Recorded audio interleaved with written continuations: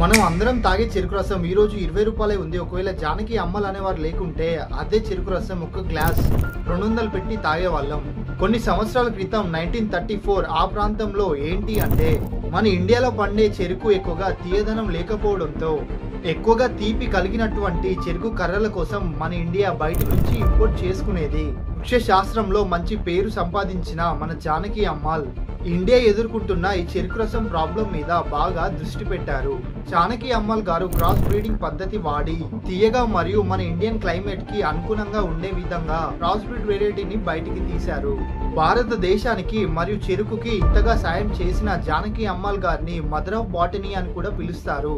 అలాగే ఈమె first PhD complete చేసిన అమ్మాయి మన ఇండియాలోనే.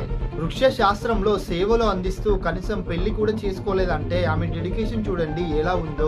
మీ ఫ్రెండ్స్ ఎవరైతే ఎక్కువగా షుగర్ కేన్ జ్యూస్ ని తాగుతారో వారికి ఈ వీడియోని ట్యాగ్ చేయండి, ఎందుకంటే వారికి కూడా తెలుస్తుంది షుగర్ కేన్ ఇంకా ఇంత మిస్టరీ ఉందా.